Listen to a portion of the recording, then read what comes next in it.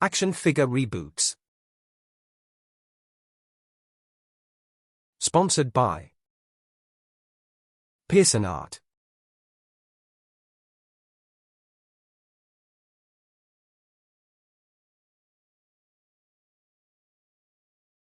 Hello, and welcome back.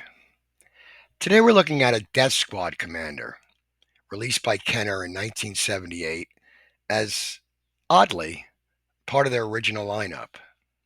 Now, I say oddly because when I first saw this display, none of the figures were even produced. So you just had this picture of the lineup to go by, and I had no idea who this guy was.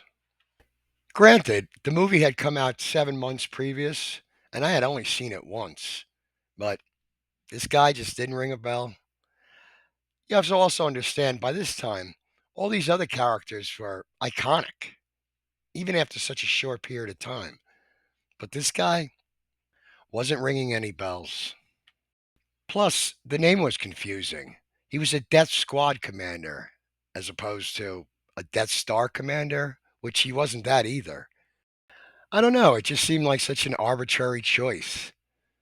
Just throw him in there, round it out to an even dozen. Personally, I think a better choice would have been if you're going to do a figure like this, would have been Peter Cushing's character, Grand Moff Tarkin.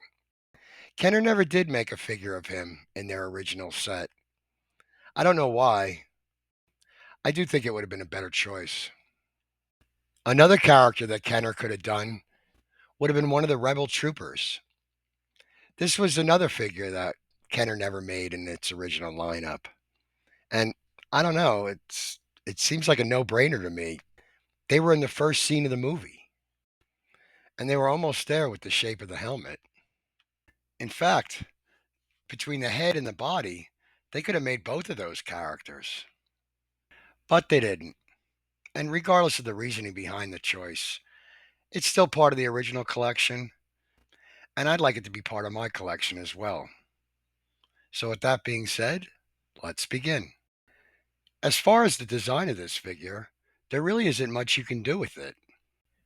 The head and the suit aren't really the problem, it's more the color. If you look at the picture in the drawing, the suit is kind of a beige. But if you look at the packaging, the suit kind of looks black, and the figure was made in gray. But if you actually look at the picture that the packaging was based on, it looks like the suit is gray. But all the other figures of this character that came out after this always showed the suit to be all black. So which is it? I guess you could keep it all gray and not change anything. Keep it just the way it is. That could be cool. But I kind of like the all black. So I think that's what I'm going to do with this. So I picked up one of these Death Squad commanders, and as you can see, it's a little worse for its wear. Not too bad, but it definitely needs some work. A good candidate. So I guess we have all the parts. So let's put it together and see what we got.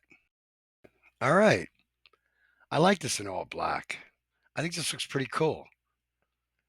But I think if you kept it in gray, either way could work. But I actually prefer this. Now, I realize as far as reboots go, this is kind of beat. But like I said, there's not really much you can do with this. So as an added bonus, I thought I'd put together a figure that I talked about earlier, and that would be the Rebel Trooper. I still think it's crazy that Kenner never made a figure of this character. But over the years, customizers have been making their own version of this character, usually with the Death Squad commander head and the Han Solo body. And it worked for the most part. There's actually a new figure of this character that kind of has a vintage look, but I wanted to go with something different. So let's start with the head. At one point, I was going to use this head. I thought about it. I tried to think like a Kenner executive. You have this head, it's already in production, there's already a process. You can make the helmet any color you want, so why not just do it in white? So that's what I was going to do originally. But then, I don't know, I kind of soured on that idea. Kenner was making bank on these figures, so I don't know if they would have been that cheap. But who can tell what they would have done? They never made a figure of it at all. So who knows? So I started looking at other figures that were made, and these were a possibility. These are the newest ones, I guess. They were made by Hasbro. I only wanted to get one because the helmets come off. But I don't know. The helmets look too nice, too detailed. I wanted to go with something simpler. And then I came across this figure. This was also made by Kenner, but in the 1990s. In the 90s, Kenner made a figure of everybody. The problem is they just really weren't very good. But I wasn't concerned about that because all I really wanted was the helmet. When I first saw this figure, I was pretty convinced that the helmet was a separate piece. I wasn't sure because I never had one of these, but I thought it was worth rolling the dice and checking it out for myself. And I was pleasantly surprised when it turned out my assumption was correct. This is how the helmet was connected to the head. So once I had this helmet, I thought instead of copying the head from the 70s set of figures, I would copy the concept from the 90s set. The helmet did have to be modified a bit. The peg had to be cut out and I had to fill it in with putty. But once that was done, I did need a head. For that, I went with this Imperial Commander figure.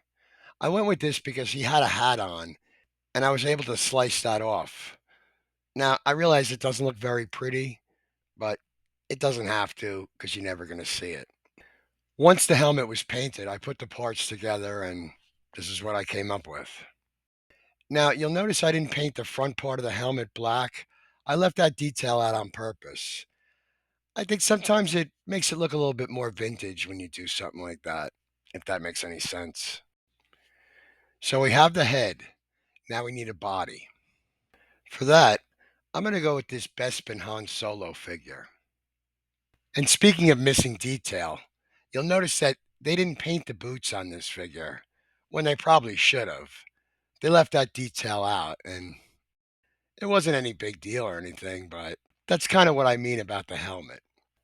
Now, I could have used the original Han Solo body, which is a little bit more accurate to their uniform, but I'd like to use that for something else, so I'm going to go with this one.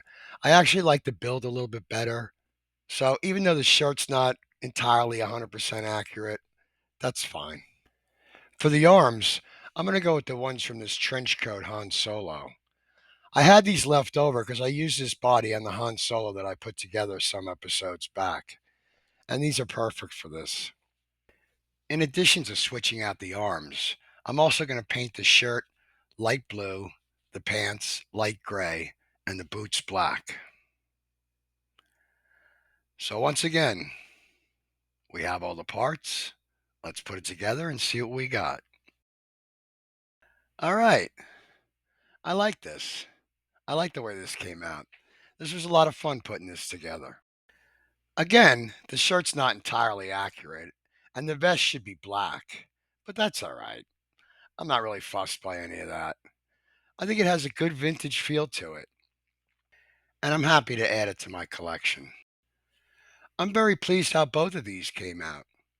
I said this before, I like doing these Star Wars figures. So far, these have been a lot of fun, and I can't wait to get to the ships. So I guess that about wraps it up for this episode.